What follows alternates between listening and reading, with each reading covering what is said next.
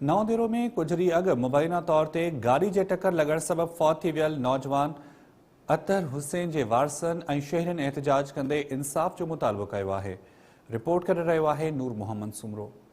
नवदेरो थाणे ते सियासी सरपरस्ती हेठि मुक़रर कयल डीएसपी ऐं एसएचओ नवदेरो शहर मां चोरियुनि फुरुनि ऐं धाड़नि ते कंट्रोल करण में मुकमल नाकाम साबित थी विया आहिनि। पर पंजूदेरो लाड़े वटि वाक करण दौरान कार जे टक्कर में फौत थी वियल पीपीजीआले वर्कर अतर शजरो खे टक्कर हणंदड़ गाॾी ऐं उन में वेठल जवाबदारनि बाबति ॼाण हुजण बावजूद भी उन्हनि खे 1 महीने खां वधीक अरसो गुज़रण बावजूद गिरफ़्तार न करे सघी आहे, जंहिं करे वारसनि में ताव पखिड़िजी वियो आहे। फौतीअ जे वारसनि सखर लाड़काणो रोड ते पंजूदेरो लाड़े वटि टायरनि खे रोड बंद करे छॾियो। रोड बंद हुजण सबब सवें गाड़ियूं बीहजी वयूं। उन्हनि में सवार मुसाफ़िर परेशानियुनि जो शिकार थी विया। एहतजाज में शामिल फौती नौजवाननि जे वारसनि ऐं ॻोठाण टाइम न्यूज़ सां वीचार वंडींदे चयो त असां इहा चऊं पिया त हादसो आहे, रोड हादसो आहे त बसि, पर रोड हादसो ईअं न थींदो आहे साईं। त बेदर्दीअ सां क़तल कयो मुंहिंजे बचड़े खे जेको आहे 15 साईं केॾा ज़ख़्म आहिनि।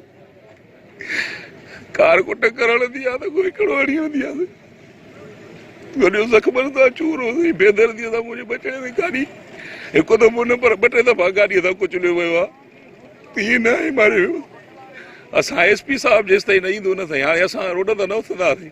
असांजी एफआईआर थी ऐं उहो कातल गिरफ़्तार थियनि। शहीद के 1.5 महीनो थी वियो आहे। जेको मालिकनि चवणो आहे त हीउ हादसो न आहे बल्कि मर्डर आहे ऐं क़तलु कयो आहे, ॼाणी वाणी टारगेट करे क़तलु कयो आहे।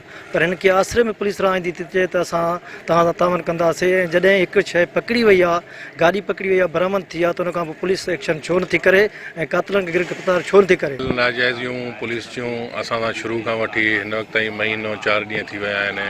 असांजे भाटे शहीद अतर हुसैन खे त उनजे लाइ हिननि कुझु बि न आहे कयो।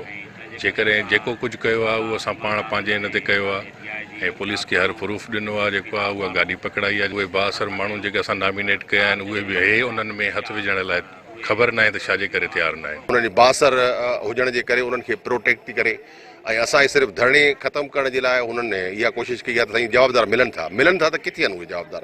जेकॾहिं मिलनि था त तव्हांखे मिलियो त असांखे ॾेखारियो त साईं जवाबदार गिरफ़्तार करे उन थाणे ते। पर हीअ सिर्फ़ु जेको आहे उहो उन्हनि जी सिर्फ़ु इहो आहे त हीउ धरणो ख़तमु थिए, बसि असां उन्हनि खे आसिरे में रहाए करे।